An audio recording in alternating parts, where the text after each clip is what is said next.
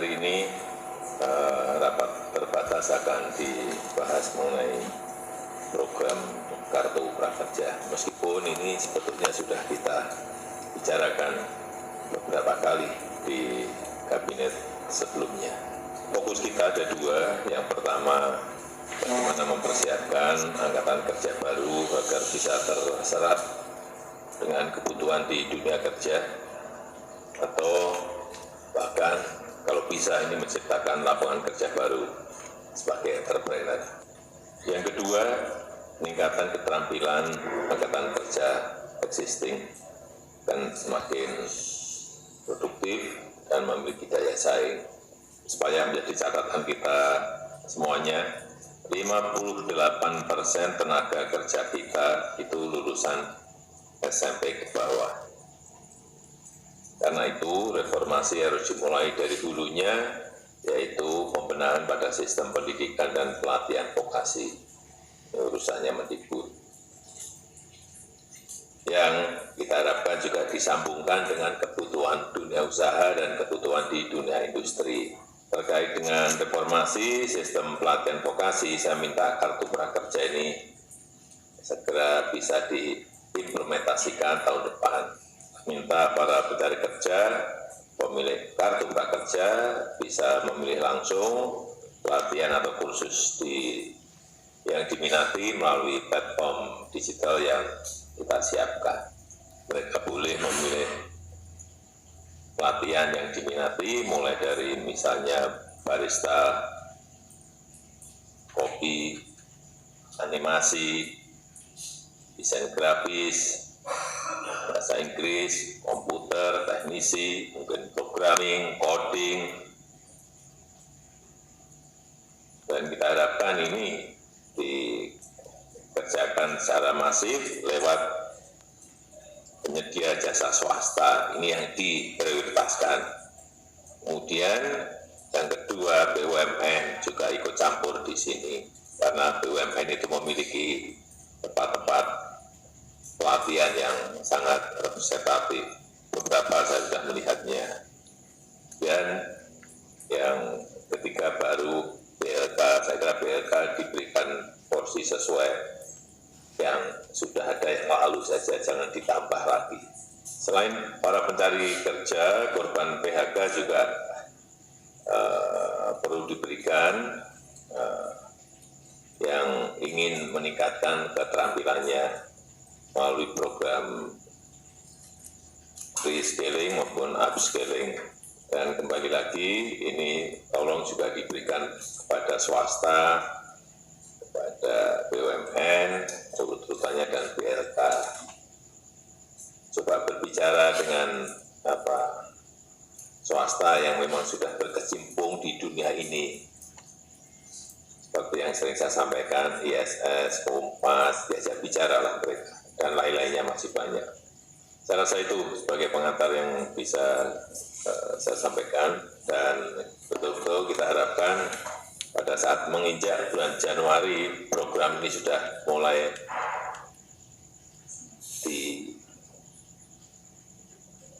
dijalankan. Saya kira di Kepala Staf Kepresidenan juga sudah memiliki platformnya, yang saya lihat di Menaker juga sudah ada, dan mungkin kalau ada masukan dari kementerian lain nanti juga saya persilakan. Pak Menko bisa silakan.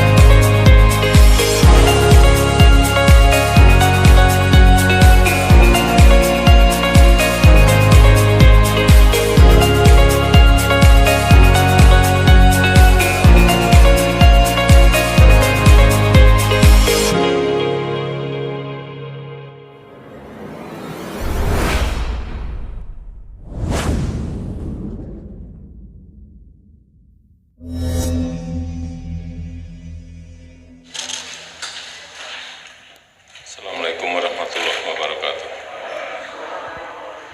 Yang saya hormati Bapak Wakil Presiden, Bapak Ibu sekalian yang saya hormati, rapat terbatas yang hari ini kembali kita akan membicarakan mengenai program Cipta Lapangan Kerja. Ada 4 hal yang ingin saya tekankan pada rapat terbatas kali ini. Yang pertama, yang berkaitan dengan perbaikan ekosistem regulasi yang mendukung Cipta Lapangan Kerja. Saya kira beberapa kali sudah saya sampaikan kepada seluruh kementerian untuk mengidentifikasi regulasi-regulasi yang ada di kementerian yang menghambat. Jika ada yang menghambat, segera dipangkas atau diusulkan untuk dipangkas pada Presiden, dan khusus yang berkaitan dengan mandat dalam undang-undang kita kumpulkan dan nanti akan kita lakukan yang namanya Omnibus Law yang akan dibahas bersama DPR. Ini perlu saya informasikan bahwa di Amerika kemarin Sekretari Ross bercerita pada saya, di sana sekarang kalau ada menteri ingin mengeluarkan satu permen, dia harus mencabut 2 permen. Nah, di sini mestinya juga bisa kita lakukan itu. Menteri kalau mau mengeluarkan 1 permen, nyabutnya 40 permen. Karena permen kita di sini terlalu banyak sekali. Tolong ini nanti mulai dikaji lagi, keluar 1 permen, potong berapa permen. Kalau Amerika sekali lagi 1, mau motong 2.